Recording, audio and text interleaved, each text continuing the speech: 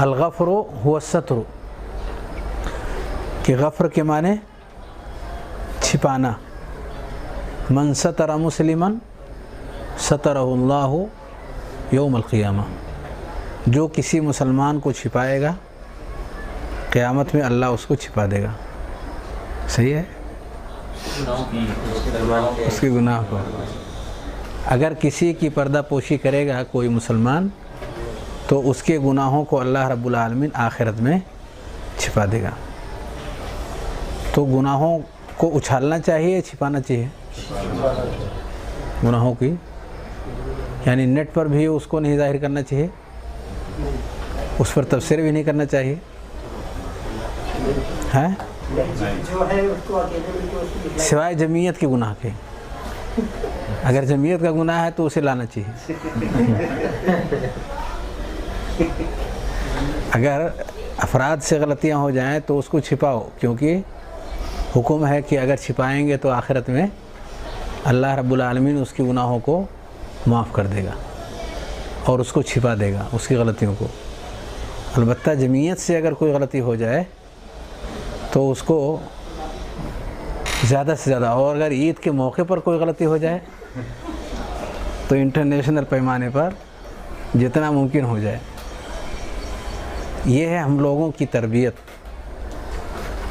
کہ ہم اگر کسی چیز کو غلط دیکھتے اور سمجھتے ہیں تو بجائے اس کو اچھالنے کے اس کی پردہ پوشی ہونی چاہیے. مسئلے کو سمجھنے کی کوشش تو کریں لیکن غلطیوں کو عام کرنے کی نہیں. مسائل کو سمجھنے کے لیے، اور جب سمجھ جائیں تو اس کو خوب عام کریں، اور غلطیوں کو سمجھ جائیں تو غلطیوں کو چھپا دیں، اور جو صاحب معاملہ ہو اس کو نصیحت کریں. فَلْيَأْخُذْ بِيَدِهِ سِرًّا، خاموشی سے ان کا ہاتھ پکڑیں، ان کو سمجھائیں. شاید آپ کی بات ان کے کانوں کے ذریعے دل تک اتر جائے اور معاملہ بگڑنے کے بجائے بن جائے. تو یہ تو ہوا معاملہ جو بھائی محمد نے بتایا کہ غفر کے معنی ستر کے ہیں، لیکن یہ مکمل تعریف نہیں ہے، یہ آدھی ادھوری ہے.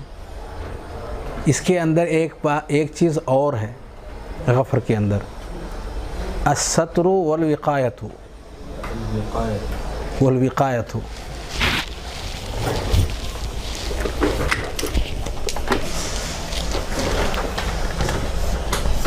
الستر والوقایۃ.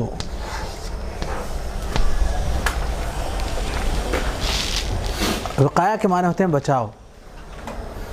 وقایہ کا مطلب بچاؤ. اگر سر کے اوپر آپ اچھے سے کپڑے باندھ لیں اور ڈنڈے سے کوئی سر پر مارے تو سر میں چوٹ لگے گی؟ وہ بچا لیتا ہے، کیونکہ آپ نے جو موٹی سی تہ سر کے اوپر باندھ رکھی ہے، چوٹ اس پہ اوپر آتی ہے. اور اسی لیے پیارے نبی صلی اللہ علیہ وسلم جنگ کے موقع پر مغفر پہنتے تھے. اس کا نام کیا تھا؟ مغفر. مغفر مغفر پہنتے تھے.